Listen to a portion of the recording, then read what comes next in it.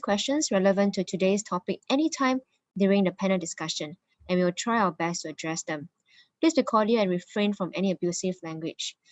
We will now share the video on our previous panel discussion on the job opportunities in the nursing sector. So sit back and enjoy the video.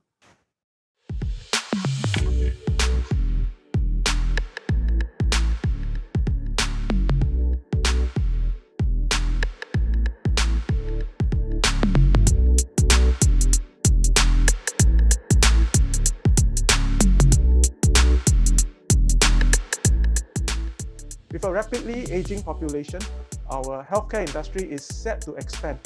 The Ministry of Health recently announced that close to 7,500 jobs and 1,600 traineeships, job attachments, and skills training opportunities in the healthcare sector will be progressively offered to Singaporeans from now to the end of next year. The 7,500 full-time job positions, about one-third are for healthcare professionals, in particular nurses.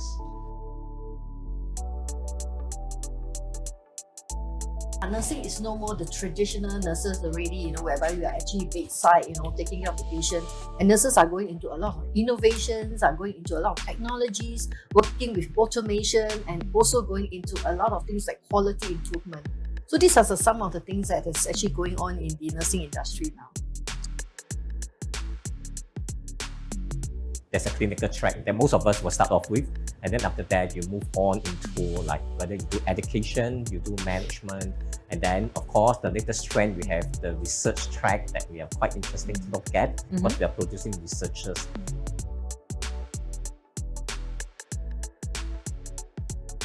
There are many options. If you are fresh from school, that means you have finished your secondary or O-level, then you can decide to join nursing, higher education in nursing, either whether it's IT or polytechnic.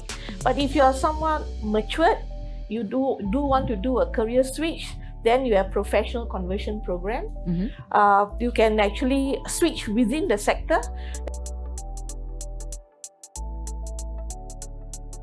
I think there's one word is actually commitment.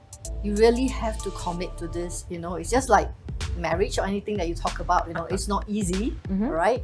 But with the love, actually the love for people, the love that you think that you're able to make a difference in the life of people. I think the very important thing is here, the heart, the heart of serving, the heart of caring. Because if you don't have the attitude to actually serve, okay, and then I think you're not game in the industry, because it's about human connection, and you need to have that heart to connect to people.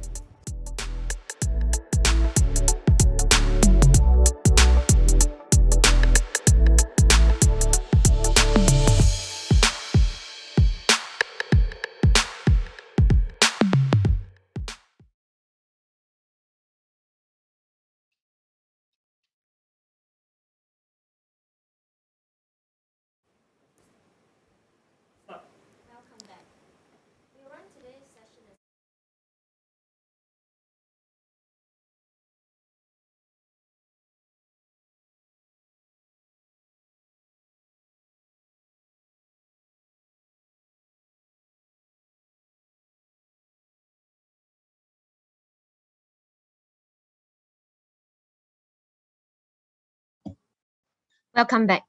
We'll run today's session as follows. First, we'll be discussing on the impact of the COVID-19 pandemic on the mental well-being of our workforce, the job opportunities in the mental health sector, and how can one be a mental health worker. Following which, we'll also answer some of the questions that you have submitted during registration. If you haven't submitted your questions, fear not, as we will still be taking in questions on Zoom. Feel free to type your questions into the chat box. Here with us today, we have Mr. Melvin Yong, Assistant Secretary General from NTUC, Director of U Associate and MP for Reading Mas SMC. As Director of U Associate, ASJ Melvin oversees the PMET segment of the workforce. He also serves as the Executive Secretary of the National Transport Workers Union, and we are very privileged to have ASJ Melvin as our moderator today. Our first panelist is Dr. Sherry Chen. Dr. Sherry is the current President of the Singapore Psychological Society and is a registered clinical psychologist. She is currently practicing privately and works extensively with adults and adolescents. Dr. Sherry is a big advocate for the importance of mental wellness both within the workplace and in the community. Next up, we have a young associate professor, Lee Chen. Professor Lee is a psychiatrist and a senior consultant at the Institute of Mental Health, Singapore.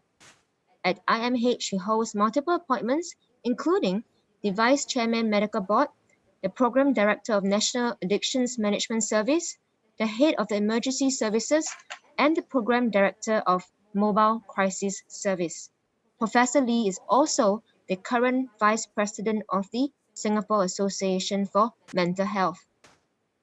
Our next panelist is Ms. Sue-Ann Han. Ms. Sue-Ann is a licensed psychotherapist and a marriage family therapist. She is also a certified EMDR therapist, which is an evidence-based therapy that enables people to heal from emotional distress, trauma, or adverse life experiences. Our last panelist needs no introduction. A witty and versatile individual, she partakes in a myriad of on-screen roles, which often leaves an indelible impression on its viewers, and she is none other than our very own Miss Sylvia Chen. As a co-founder and CEO of Night Hour Cinematics, Sylvia is also a big advocate of mental wellness and engages in a great deal of volunteer work outside of her busy schedule. Without further ado, I would like to invite ASG Melvin to provide his opening address. ASG Melvin, please. Thank you, Jamie. A very good evening to everyone joining us on Zoom and Facebook Live. Welcome to our monthly panel discussion on job opportunities in growing industries amidst the COVID-19 pandemic. This is our sixth panel discussion that we have held since the onset of the pandemic, which has significantly disrupted the way we live, the way we work, and even the way we play. I'm sure that many of us have mixed emotions when we heard that the multi-ministry task force has further eased the rules on going back to the workplace, and up to 75% can return to the office soon. Some workers have shared with me that it took quite a bit of effort getting used to the current telecommuting work arrangements, and many have already quite gotten used to it. In fact, a recent poll by the Sunday Times found that 3 in 4 respondents who are now working from home prefer to continue to do so. Therefore, as the way we work begins to change again, we'll face many workplace mental resilience issues during this adjustment phase. It is therefore important that we put in place the right resources to help all working professionals cope with any issues that may arise. But in order for us to do so, we need to ensure access to quality mental health care and have a sufficient pool of mental health professionals to serve our workforce. This evening, we are privileged to have with us 3 very distinguished industry veterans, Adjunct Professor Lee Chen, Dr. Sherry Chen, and Ms. Sue-Ann Han, who will tell us more about the job opportunities in the mental health sector and what you need to know if you wish to embark on a career in the mental health space.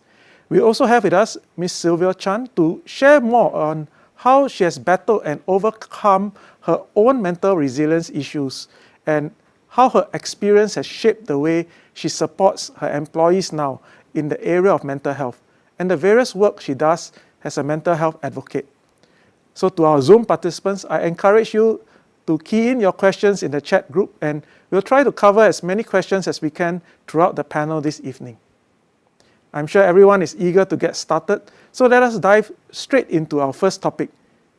Before we talk about jobs, career progression, and starting salaries, let us first set the context on why the COVID-19 pandemic has placed so much emphasis on the mental resilience of our workforce recently. To kickstart, perhaps Professor Lee can start us off by telling us, from your experience, how has the COVID-19 pandemic affected the mental well-being of our workforce? And perhaps Dr. Chan can add on from there.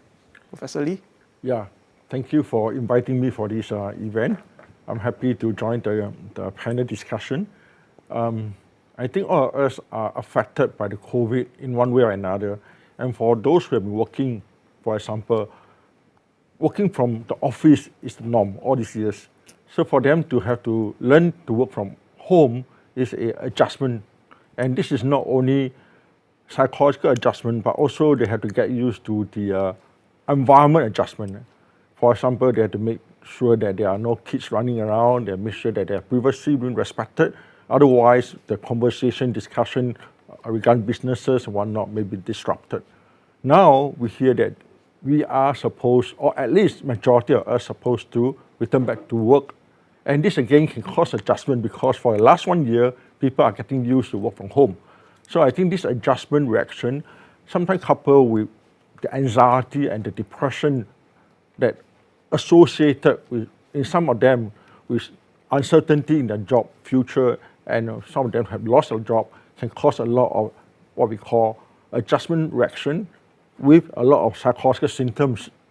Personally, I don't think a lot of them do suffer from a psychiatric disorder per se, but more of a symptoms, and these symptoms should be able to resolve with what we call appropriate coping and appropriate adjustment to the changes that the person have to get used to.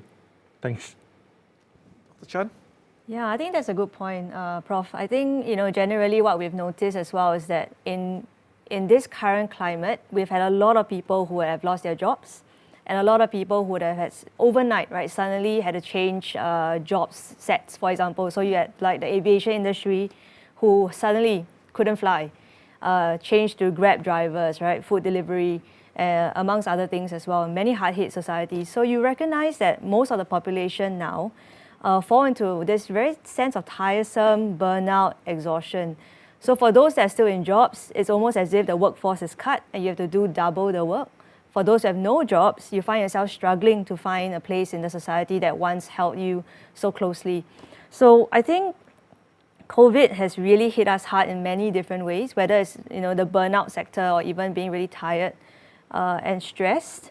But also there's this sense of, I guess, everyone kind of feeling very isolated and alone as well. So with this sense of withdrawal and people feeling really ashamed as well, you will notice there's a whole spectrum of people that has resulted in this, what Prof mentioned as well, symptoms of psychiatric conditions, even though they may not meet a certain criteria.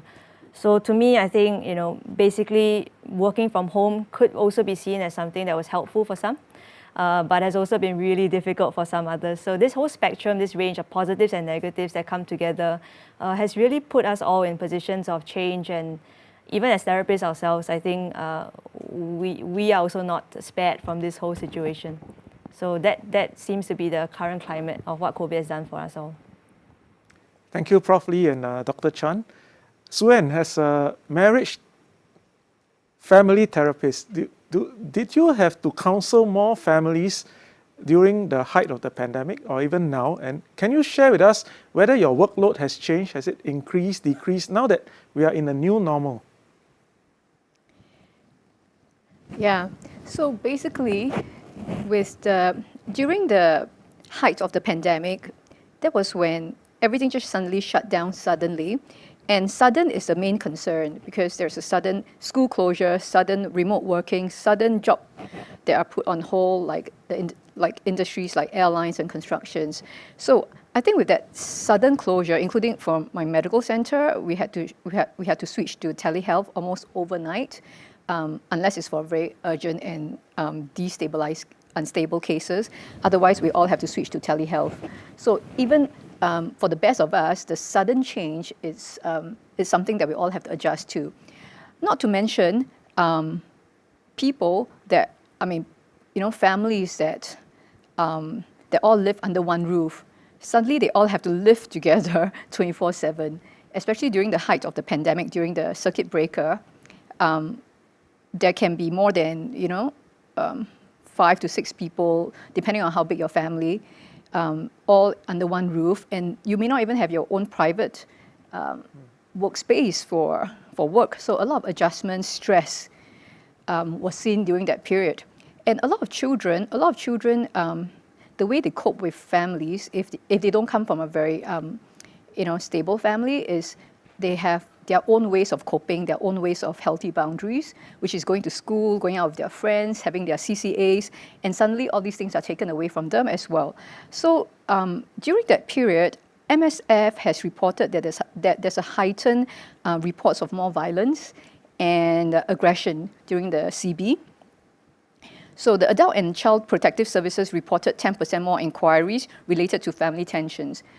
It's not just about, it's not about physical violence, just family tensions, but these things, if it's not taken care of, it can lead to, violence and yeah. So ever since then, when everything is now back to the new normal, I have seen a 40% increase in patients since then. I would say that most of my patients have existing issues, and it gets exacerbated during the pandemic period. Due to sudden interruption to their life, it can cause anxiety, stress, and anger issues, and this is intensified during this period because of additional stressors like the uncertainties that the pandemic has brought upon us. One of them is job loss, and school situation, exam situation. There are just a lot of interruptions. So yes, there has been increase, I would say, in the patients. In the patients coming yeah. to. Actually, I note the point about uncertainty, causing us anxiety and so on. And I remember during the circuit breaker period, most people think that it's 2 weeks, then it became 4 weeks. And at the end of the 4 weeks, we thought that, we could go for a haircut and then we hear, oh no, it's another 4 weeks, right? Does that cause people, even mentally healthy people, to also suffer from some Absolutely. form of mental resilience issues? Absolutely, yeah. This kind of situation is what we call ambiguous adjustment, because it's like you're not really sure what's at the end of the tunnel. There's no healthy vision of what the end of the tunnel would be. So it's a little bit ambiguous what comes to this kind of adjustment. So it was actually very difficult to the best of us. And it's okay to feel unwell. That's right. And it's okay to feel uncomfortable. It's okay to feel stressed. These are very normal symptoms. Yeah. Thank you very much. Sylvia, I know you are now a very big mental health advocate. Can you share with our audience your experience and explain a bit on why you think there is still a stigma surrounding those seeking help for mental well-being issues? Okay, so just want to say hi, okay, because I know that a lot of Radin Masisi people are like watching this. I'm Sylvia, I am 33. But I'm quite legit, okay? So the thing is, I'm not a healthcare professional, but I've been through my own journey, and I work currently in my company. We have close to 100 people, and I, as a leader of a company during this very difficult time, it has plunged me into more upset feelings and things like that. I don't want to lie, but I guess I had a battle with depression when I was in 18 years old during my A-levels, and I think that's a very stressful time for a lot of youths, right? During exam period, and I think with COVID-19, all the more, it is an additional form of stress onto a lot of people, not just youth, but I think adults as well, graduates as well. I think we've done a lot of work whereby we tell people, hey, during this kind of terrible times, how are you going to find a job? There are people who are thinking to transit from job to jobs, and they're like, is this the right time for me? However, because of this scary time where you're stuck with Zoom, you also start to take the time when you're at home to start thinking about, oh no, is my job really the one I want to be in? I think a lot of people actually do job switches, if I'm not wrong, during this time as well, because you're just stuck at home and you have no choice but to think. So I would say that in a sense, I'm very lucky to be able to deal with depression at an easier time for humanity. And because of that, I've gained the resilience and understanding of mental health and mental illness, so that today I can really advocate for it. I can really try to tell you guys that it's really okay not to be okay. And I hope that I don't know. I think there's a lot of uncertainty, like you guys say, and this uncertainty will not go away, especially I'm not a healthcare professional, right? So for me, I'm still very uncertain until today. So I guess it's just a matter of dealing with it and making sure that you are still mentally resilient no matter what comes. Yeah. Thank you very much, Sylvia. In fact, I was going to ask that I thought now we are in a new normal, so we are more certain. But sounds like we are still quite uncertain, right? Because tomorrow things can quite change. I just wanted to add on and ask Sylvia, you mentioned you have 100 staff, right? Yeah. Did any of your 100 staff actually worry about losing their jobs, especially during the peak of the pandemic last year when I don't think your type of work were considered essential service then, right? So then would any of you or any of your staff then come to you, oh boss, now what happens to me? Right. To be very honest, as a young business owner, I want to admit that I have a lot of good intentions. I want to do my best, but it was difficult during CB to actually deal with it. So when they had this system right at the start, BCP. My goodness, everyone in the office was just fumbling. And what is BCP? What is COVID-19? Is this going to be serious or not? Because if it's not serious, we're just going to like do a little bit and then like hope for the best, right? So I think it was a huge group of people confused together. So I guess that helps a little bit. But I think a lot of government initiatives actually truly help a young business like ours. And I think there were a lot more these kind of panels, a lot more information coming in from all the different healthcare organizations. And I think that really, really helped us realize that, hey, actually we're in this together.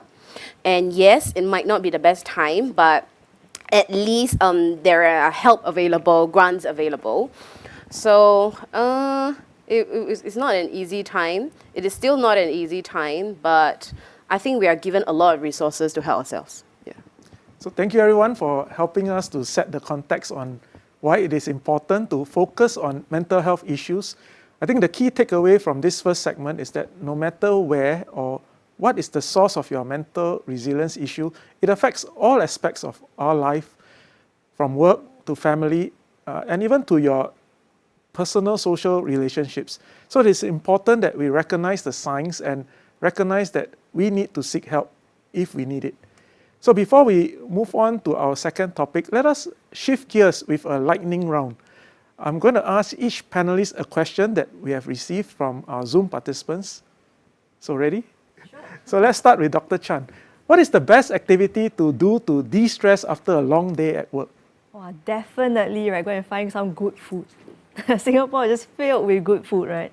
So for me, I like to find some good food and sometimes even make my own coffee because that's also like my a drink that I really like. I can drink at any time of the day to rest and relax as well. So I'm one of those can drink coffee and sleep. So that's my go-to. So not bubble tea, yeah? No. So question for Sue Ann. Is there an activity that families can do together that can help us to effectively de-stress and build closer family bonds together? Yeah, I actually really like when families, when I see families go out for walks together, like, strolling in the parks together, cycling together. I think that's like activities that you do as a family that create a sense of bond. And also, for some people, it's about playing board games, cooking, baking together, or even doing house chores together. One of the things that I usually like to do is creating a gratitude and credit journal, whereby families can get together, like a reflection time. Everyone just bring up what is the one thing that they are grateful about. And also what is the one thing that they can give themselves credit for that they have done well today, because a lot of people, a lot of us, we don't give enough credits to ourselves. Certainly, we don't appreciate each other very much, as much as we could have. Sylvia, as an employer, I'm sure that you constantly worry about your business. What do you do to de-stress? Oh my gosh. So I would like to give my textbook answer, which is I have a very cute dog, a Shih Tzu, and a very cute British short hair. So the pets are great and they really, really lighten up my day. I also went from 0 to maybe about 100 over plants ever since CB started. Right. So that is great as well. And I know you can do things like read books. Oh, my book collection like ballooned. And also I start buying a lot of aromatherapy and crystals. Whatever I do, I'll do. But what really, really actually helped me the most is seeing a therapist. So I've been seeing a therapist for about three months now. And my goodness, I have felt so much better. So, wow, for those of you who are new to therapy, I'm really trying to normalize it here. It's the best thing you can do. Thank you very much. Professor Lee, someone on Zoom asked if IMH is as scary as what their parents used to scare them with when they were young, back when it was still called the Woodbridge Hospital. Okay, WH was formed in 1928, whereas IMH was formed in 1993. So I have been working in IMH since 1994. So I'm there for the last 27 years. So I can vouch, I can guarantee that things have changed a lot. And I know some people like to jokingly say, especially in the night when the IMH is being lighted up, it's club mad. The mad doesn't mean mad as in crazy, but the mad is making a difference. So we do make a difference, and I think things have changed. And from those days whereby patients are, for example, locked up in the ward and not much activities, now we have a lot of emphasis that patients should be so-called discharge and live an independent life within the community so that their quality of life is there and they can also continue to contribute to the family and even to the workforce. So thank you everyone, thank you panelists. Let us move on to the next segment of the discussion, and that's probably the focus of tonight's panel. So what are the job opportunities in the mental health sector? Suen, could you get us started perhaps by explaining the different types of mental health professionals? Are terms such as counselors, social workers, psychologists, and psychiatrists interchangeable, or do they actually perform different roles? Okay, I'll try to explain in such a way that as simplified version as possible, because it's not such a direct answer, because Singapore is not very well defined yet, unlike in US where I was trained. So I don't want to misrepresent the different titles. But in a nutshell, I would say that, of course, the most clear-cut would be the psychiatrist, like Professor Lee. For psychiatrists, basically, you go to medical school and then, you do an extra training in the field of psychiatry. And so as a psychiatrist, you are trained in pharmacology, so you prescribe medication. And of course, being a psychiatrist, you also know how to do some form of therapy intervention as well. So that's probably the most clear cut. And then next is clinical psychologist. So as a clinical psychologist, we go to the school of psychology, and we learned evidence-based intervention. We do research, and we learn different types of diagnosis. And one of the distinct difference is that for clinical psychologists, we do psychometrics assessments like IQ assessments, personality assessments, neuropsychology assessments, which I believe the psychiatrists are not trained in that area. But being a clinical psychologist, we do not prescribe medication. But we are able to diagnose, and we will know when the patient needs medication, and the right referral can be done. Okay, and then the third one is the counselors. Counselors, they study about counseling and the mental health as well, and they also study about therapy intervention. And a lot of them also use evidence-based therapy intervention. I think the difference with what comes to counseling is that they don't usually do diagnosis, and they don't do psychometrics assessments. So, for example, if a patient that's very symptomatic, has a long history of depression, and is and has trauma cases that has got to do with childhood, it might be a good idea to see a psychologist to do an assessment and a diagnosis, so that the psychologist can decide if this patient needs medication or not. Or of course, the patient can go to the psychiatrist directly. The counselors will be really good with situations like if a person is dealing with a current stressor, the patient is quite well aware of their own emotional issues of the current stressors, and they need someone to go through this current journey with them during this transition of stress, and to be equipped with certain coping tools. So the sessions could be shorter sessions and more related to the tying through this period of time until the person can go back, can probably transit and adjust.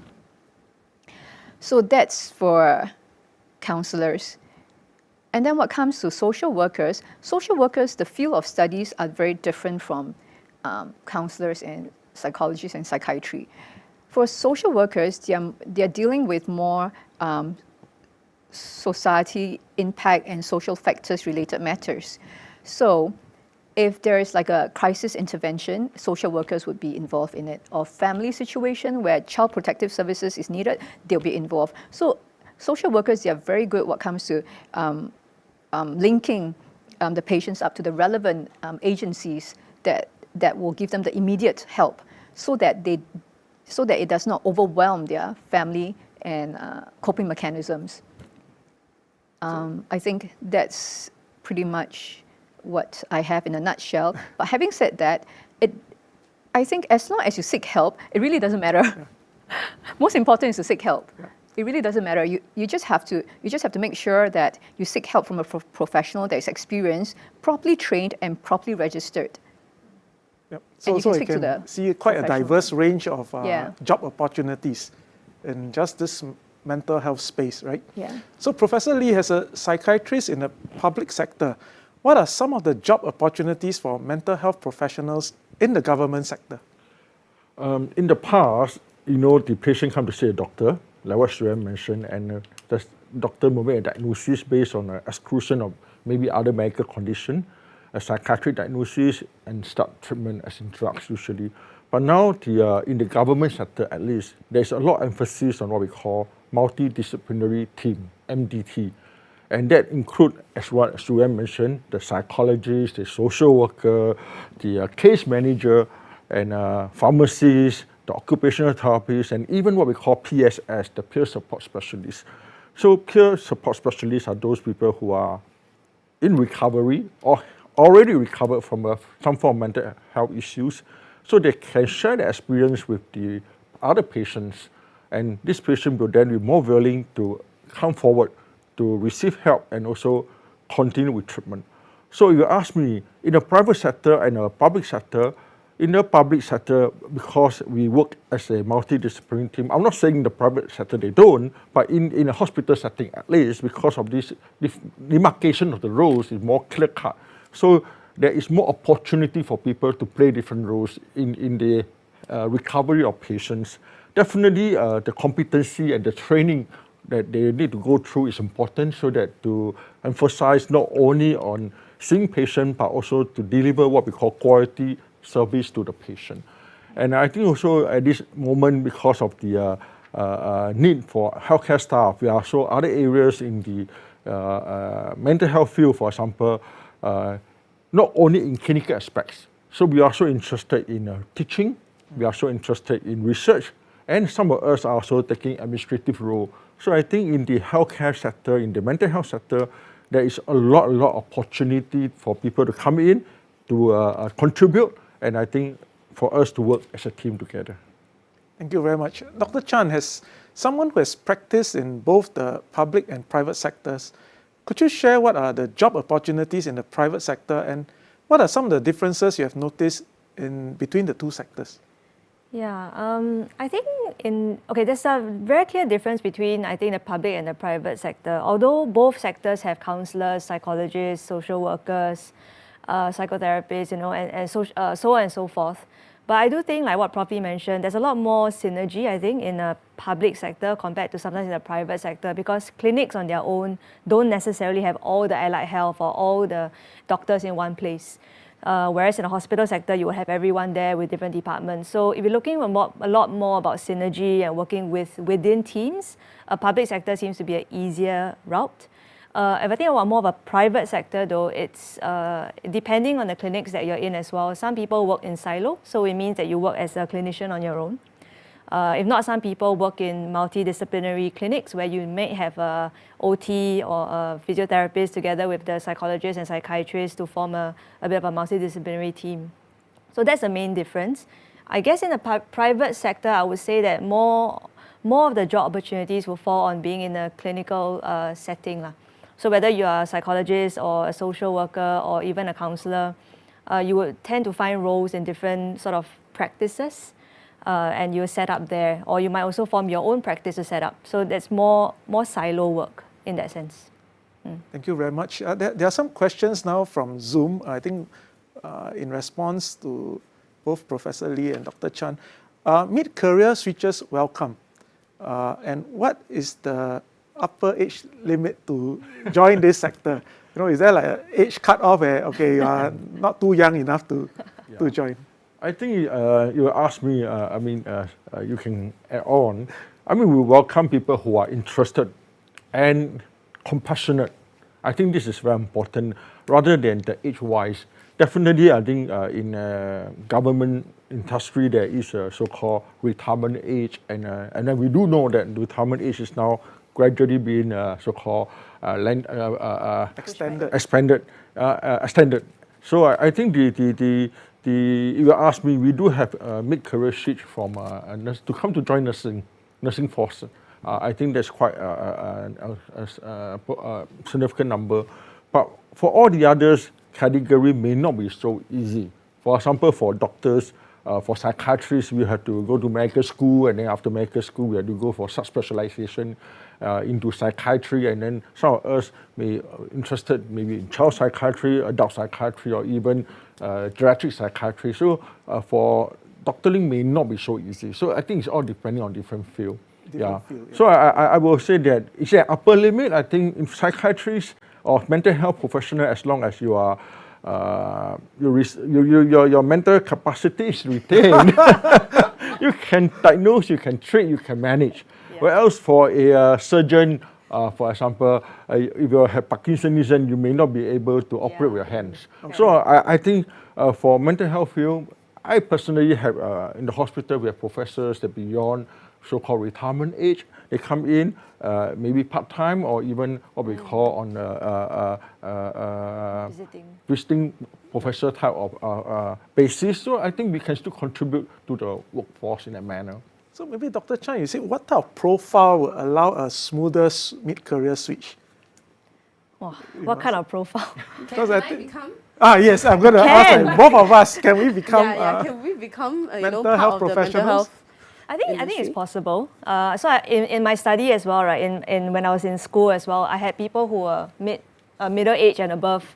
They worked for a period of time, then they decided to do their masters, and then further their studies, and then come and do clinical psychology or anything else. So yes, it's possible. But the thing about psychology is that it requires at least that master's degree.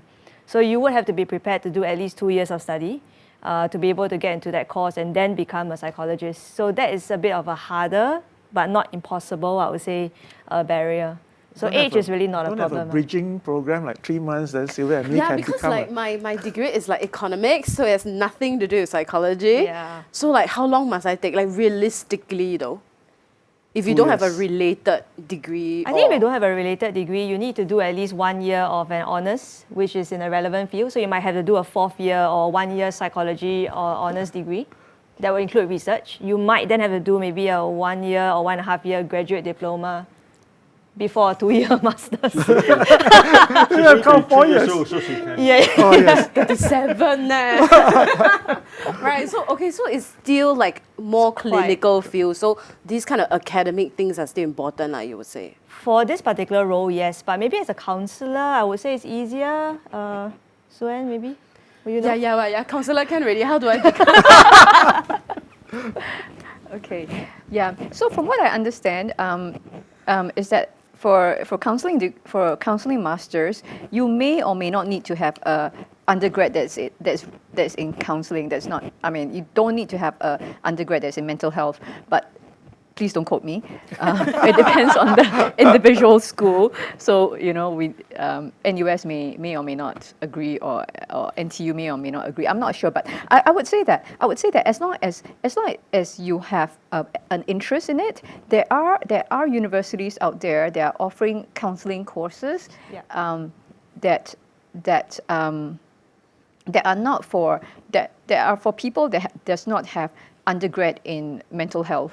So I think going into counseling essentially it's for masters, career switches, right? Yes, adult learning. Yes. Yeah. So I think going into counseling for masters programs is easier than going into clinical psychology, because you don't need the research part for counseling as compared to clinical psychology. Okay. Right. So I think there's a whole range, and if any of our participants are keen enough to ask, I think you can write in to us, and we'll try to find the correct pathways, right? The longer one or the shorter one? Yeah, as that short leads as possible is best. Singaporeans, that's what we want. Like, we want to make career switch, but we want it now. Yeah, so we need a bit of a bridging program, right? So let us ask Sylvia, from her position as an employer, we know of companies who ask job applicants to declare their previous mental health history.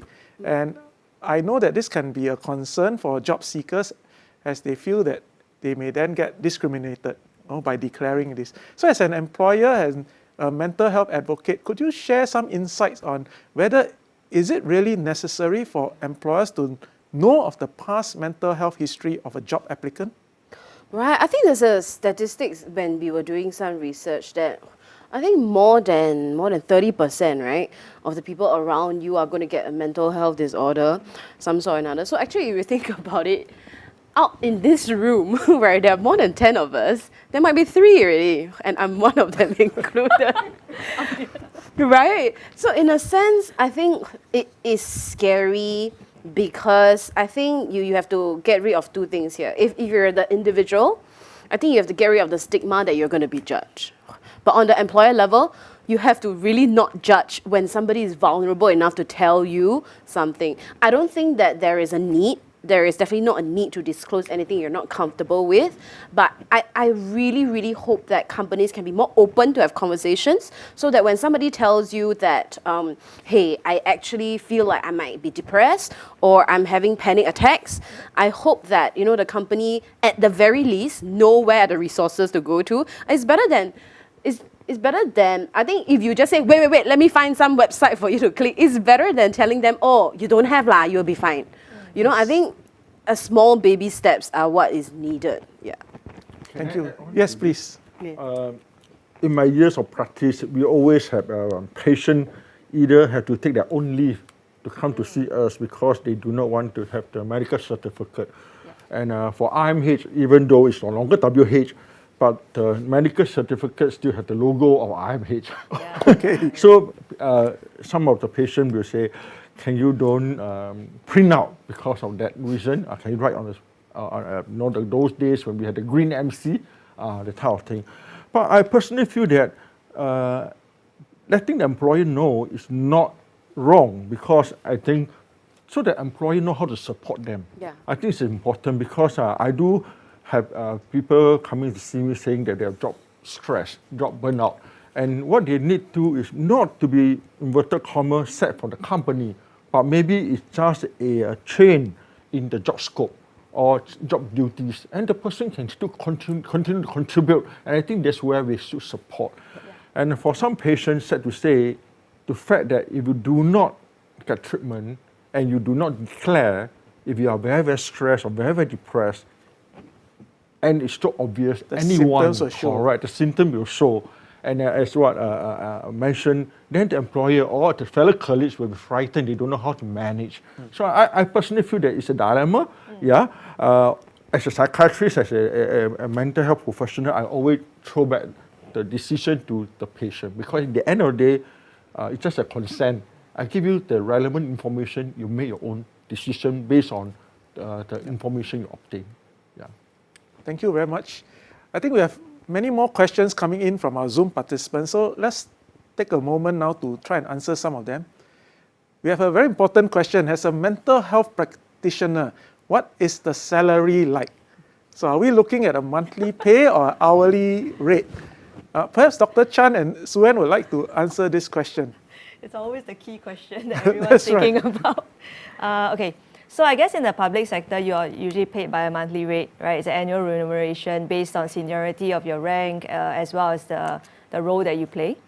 In a private setting, you also have clinics who pay by month for some of the clinics, but most of the time you'll be on a consultant kind of basis. So you'll be paid by the hour, again, depending on your seniority sometimes, or the therapy that's involved, or the role that you play as well. So quite a range. If you think about the public sector as well, the National Council of Social Services, they have a guideline for allied health as well as counselors, psychologists, and how much the expected pay would be. So that's definitely a guide that you could go to as well. So roughly what would be the starting salary? A range? A range. Probably. Probably will share his insights on the public sector. The answers is written here. Maybe about 4,000-ish. 4,000-ish as a guide. Starting. Yeah, and there will be a range from that. Okay, so my intern did research online. Yeah, so if it's not the right amount, blame it on my intern. According to my intern, she found the salary guidelines according to NCSS, so it should be quite official. Social worker is 4,400 and above. Therapist is 5,300 and above. We're talking about, I think, we're talking about the average, according to my intern's research. Yeah. So psychologists about 5,400 and above, and counselors 4,700 and above. Again, this is a guideline from NCSS, which is, I think, is for the government sector. And then what comes to the private sectors, even higher. I'm not sure. But I think all in all, for people that are in these sectors, you really do it for the heart and the passion to help others. So I find this question a little bit difficult to answer, because people are so there's a range. That's right. Yeah, and it's about helping and being compassionate and having the empathy for others. So I think that's priceless. Correct. Yeah. So I have a story to share if you don't mind, yes, right? please. So the thing is, my therapist, she's about 55 years old. And the fun fact is, she used to be actually the head of marketing in a private sector, right? And then I like to chat, right? So I was just asking her, why did she become a therapist? And she said that she actually did a mid-career switch when she was in her 40s, when she was so, in her words, so done with the corporate world, and at a point where she'd say, what am I working so hard for? And that's when enough already. I think a lot of stress as well. Yeah. So I think for her, she said that she did a mid-career switch around 40s. So it was quite nice because she had like a second life. She feels that she has a second life, and going back to school and study and all that. And I think the fun thing about her is because she has a better work-life balance in that sense. I think she works in a private one, right? So she chooses her days to go in. Yeah. So I guess in a way you can help people have a meaningful job. Don't earn too little, but still it's quite a nice job that you can actually, plan your time a little bit better for yourself. Yeah. I think that's really the key question in almost all our panel discussion. How much would be the income? Because much as passion is important, I think like what Sylvia said, you need to have an income. Right? So I think what we have gathered is there is a range. Yeah. I think that gives a good indication of how much a starting salary would be in this sector. Prof. Lee, I think there was a question about what would therefore be a normal progression pathway if you enter into this sector in the public industry. In the public industry, it's always coming in as a most junior person. As a most junior person, because you have not enough experience, or for the matter, research or teaching hours, that type of thing. So you are paid what we call the basic salary. And when you are more senior, especially in some, for some of the doctors, we pass our exam and we get the necessary certificate and degree, there will be salary adjustment. And beyond what we call the basic salary, I think in a lot of companies, I think in the private sector included, there is what we call KPI that we need to achieve, key performance indicators. So for example, as a doctor, if you are interested in teaching, you have to clock in how many hours of teaching. As a person who are interested in research, you have to publish X number of papers. As a doctor who purely do clinical, you have to see X number of patients. And a doctor who do administrative work, you will, in a way, a lot of things have to be included. So there will be a basic salary and some administrative allowance, and there will also be some bonuses included. So if you ask me the progression, the career progression is usually from a junior person to a so-called a consulting level, equivalent of a social worker or psychologist, also a consultant level, and then become a senior level, like senior psychiatrist or senior social worker, senior psychologist in that time. And in the department, you may be given an appointment, administrative appointment, like the principal psychologist or head of department in that manner. So there is a progression. But again, in the public sector, there is so-called terms. So in an X number of years, you have to step down for the new generation of new leaders who come in. So I think, like mentioned earlier on, so some people, they will, by then, will want to go to a private sector because then it's a work-life balance in a sense, because I think this is how you manage not only your time, but also have to have time for a family and your children. So you can quite obviously see that in the public sector, there is quite a structured pathway in terms of development and in terms of progression. Okay, so thank you everyone for the very interesting clarifications as well as the questions from our Zoom participants. We are now into the last part, about 10 minutes left. So let's move on to the last topic for tonight, which is, after all these interesting facts about the industry, how do I enter the mental health industry? So Dr. Chan, let's begin with you. I think the question is, which school or training institutions should I go to if I'm interested to be a mental health professional? Okay, so maybe I'll just speak on behalf of psychologists first. I think in Singapore in particular, NUS has a clinical psychology program. They are one of the few, together with James Cook University. Those two would be the main ones that I would say are where clinical psychologists would be trained from. Undergraduate programs anywhere, so like NUS, NTU, they all have, NTU as well has a applied psychology program, and that's a master's as well. So that's another route in to be a psychologist. You have a lot of other institutions like I would say some of SUSS, NUS, NTU, you have SMU as well, all have undergraduate psychology degrees. Now all these undergraduate courses are your stepping stones. You still need to get a postgrad diploma or your master's course to eventually practice, and that's within Singapore itself. I mean, a lot of our clinicians also come from Australia, UK, but generally, if you think about it in a more general sense, you just need to be in a program that's a master's or doctoral level and have practicum hours, which means you need to have, your program needs to have hours of practice involved in it as well. So that's for clinical psychologists. Right? Psychologists in general, so clinical, educational, neuropsychologists, any of these domains would require that, yeah. So Prof. Lee, if one therefore is interested to be a psychiatrist, where should they get trained? Okay, in Singapore, the doctor degree, as in MBBS, is a first degree. So you have to go to a medical school, for example, NUS, like myself. And now we have two other medical schools, the LKC, the Konchen and NTU, as well as the Duke University. But Duke is a second degree.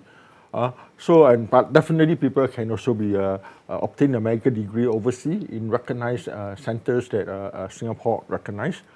After that, usually the medical school will be about 5 years, and you usually have to do then 1 year housemanship. And this can be done locally, once you return back, for example, from overseas, you've done a housemanship, or for local graduates, you did a housemanship, then they can choose a so-called specialty.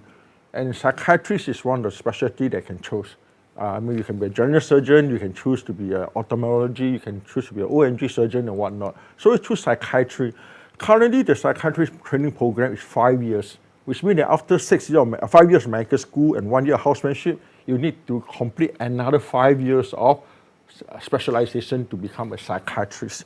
So I think that will be, say 5 plus 1, we are plus 5, that should be 11 years. You're scaring Sylvia. She's using a calculator. And that's if you are, for example, doing medical as a first degree. Okay. So if you're doing, for example, as a second degree like you, then you have another maybe another 3 more years or 4 more years. Okay. So I think that's how psychiatrists. But I think the important thing is that currently we have about less than 300 psychiatrists for population of Singapore. I think probably double the number of psychologists in Singapore. I think probably about 600 or so. But I think this is an area that we really think that there should be more people coming on board. So one need not necessarily be a psychiatrist. As I mentioned before, it can be other areas, psychology, social worker, OT, counselor, and even PSS, as I said. So they can come forward, share their experience, and I think in the recovery of the patient, I think that's very important. And not to forget nurses. Thank you very much. Are important. Yeah. Suen, if our online audience is interested to know more about this industry, where can they get more information? Are there any associations that they can turn to for support? Yeah. So I think there are some information online in NCSS and MSW. MSF, you mean? MSF. Thank you. The name have changed. Yeah. So I think recently I'm very happy to see that NCSS have actually rolled out this program called the Professional Conversion Program, whereby people can get themselves retrained. And this program is for the social workers. So people that wants to retrain themselves and join the mental health industry, I think the social work segment is an area of need right now, and NCSS is joining together with SUSS University, and together with the Workforce Singapore, they are offering this program where you'll be paired up with participating employers for the program, and if you're selected by the employers, you will be given this training whereby the social workers can train in either a graduate diploma in social work or a bachelor's in social work. So I think for the diploma program is 18 months and the bachelor's program is 24 months. This is a very good opportunity and for people that want to get into the mental health, and they are especially if they are in a mid-career switch and they want to retrain themselves. Yep. So there are a lot of information that we can find online, and once again, if you really are interested in this profession, I think do write in to us, and then we will be able to help refer to the relevant associations. Before we move on to our Zoom questions, let us ask our practitioners here, what made you join and remain in the mental health industry?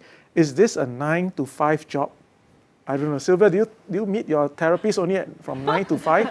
Oh, no. I meet her wherever I want. So I think that her schedule is either, if you say it nicely, it's flexible. Otherwise, it should be catering to the clients. Right, okay, so maybe the practitioners can. What made you join and what made you remain and is it a 9-to-5 job? It's definitely, it's also maybe in a hospital setting, it's more likely a 9 to 6 p.m. job officially. In a private setting, it really depends on the number of hours you want to work. So we recognize that some clients are not able to take time off work, like what Prof. Lee and all mentioned as well. They don't want to be seen to be seeing someone, so they come after work. So sometimes we work 6:30, 7:30 for after our clients as well. So technically, it's not really a 9-to-5 job as well, because sometimes the clients also play a part in your brain, right? So you think about them sometimes, And it's not always like we can cut off means that's it. It's a very people job. It's a very compassion kind of focused job as well. So that's what drew me into. So that burns people out, but that's what also draws me in to this profession, where I find that without compassion, without this common sense of humanity, who are we really, right? It's always a question that I kind of ask myself too. So that's what got me in, and I think that's what keeps me going, this sense of common humanity amongst us. Professor? Yeah, I think working in the hospital, especially when you're more senior, you will not expect to go off work at 5 or 6, that type of thing. For example, in mental health area nowadays, we have a lot of emphasis on mental health literacy and also mental health promotion. So a lot of my staff are doing training on Saturdays to the grassroots leaders, to other agencies. I think this is very important. I think the how to upskill the mental health literacy of the population so that they are able to manage stress and also increase the mental health resilience. I think that's very important. So, and for example, I will say about nurses again, because my wife used to be a nurse. Nurses will never be a 9-to-5 job unless you are in a clinic, for example. It will always be a shift work. So you need to know that you need to get used to the shift work. And for doctors, especially for junior doctors, you have to do night calls and whatnot. So I will say that beyond the compassion and dedication, one will have to work very hard. A lot of commitment. A lot of commitment, and I think this is important, because if you only expect to, and you know, in mental health we do a crisis. For example, it may not be like heart attack, but the equivalent will be things like suicidal ideation. And last minute in your clinic at 5 o'clock, you cannot say, oh, I need to end my session now. I still have to link the person with the resources, appropriate resources, and the aftercare. So I think all have to come in with the attitude they are here to help. I think it will be paid in a very decent manner, but I think we also hope people to know that we are here.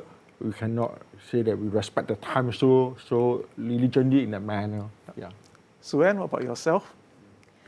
Yeah, I believe that whether it's government sector or private sector, the hours are actually is okay. Probably in the government sector, in the hospitals, you see patients back to back, and because a lot of the patients are probably they are also on waiting lists. So there are more caseloads when you're in the hospital, in the government sectors. In the private sectors, you may have a high caseloads or low caseloads, and you may be able to, as a senior therapist, you may be able to also manage your own calendars in the private sector. But having said that, like what Prof Lee and Sherry said, we are dealing with a lot of times we're dealing with high risk and high crisis cases. So even in the private sectors, you cannot just switch off like that if you want to, at 5 p.m. Like for example, for me, sometimes I have to do hospital ward visits. So it can be on a Friday night when everyone else is having their TGIF. So you just have to be prepared that it is not a field whereby That's right. It's a walk in the park. I think we heard from Sylvia earlier, it depends on her time, not the therapist's time, right? Okay, so maybe just a quick wrap up. Sylvia, as an employer, can you share why it is important for companies to invest in the mental well-being of the employees? Because I think you have been a very big advocate on that. And what are some of the real life returns on investment that you as an employer have seen in your company by investing in good mental health of your staff? Right. So I would suppose you're looking for a very positive reply on this, but I'm going to tell you, it's hard. Sometimes I get shocked because I'm an advocate for mental health. But the fact is, sometimes, I think the most recent employee that told me that he has depression is actually my brother. Worked with me over 8 years in the same company, is my own brother, and did not speak up for the longest time. When he spoke up, I told him, my goodness, you throw my face. I advocate for mental health one. But he says it's actually just so hard. So it is great, as an employer to say that you to at the very least have resources, be open about it, because I think the next step is even harder. When knowing that you have all these, they need to tell you. That is the hardest step, not the, you adopting all these measures. So I think the baseline is you have to be open.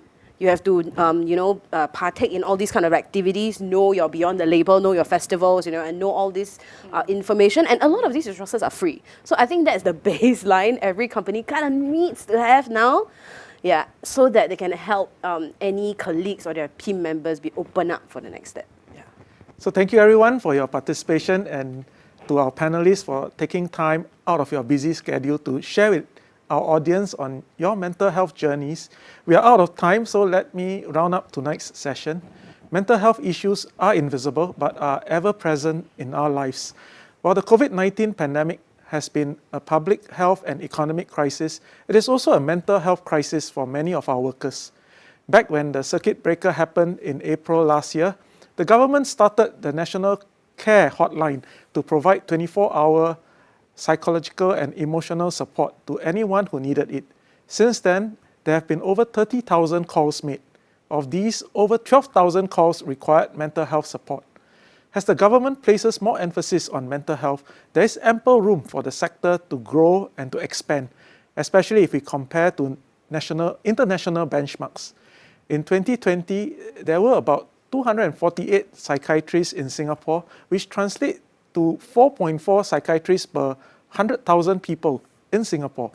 This figure is much lower than the 15 psychiatrists per 100,000 population recorded by many of our OECD countries.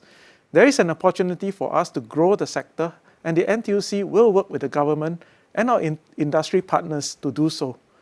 To better protect the mental health of our workers, the tripartite partners have recently issued the Tripartite Advisory on Mental Wellbeing at Workplaces, which provides practical guidelines on how employees and employers can help ensure the mental resilience of our working professionals.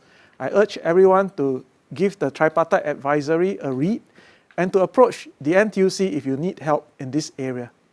To conclude, I'd like to thank everyone on our panel tonight, Professor Lee, Dr. Chan, Sue Ann, and Sylvia, for sharing your insights with our viewers.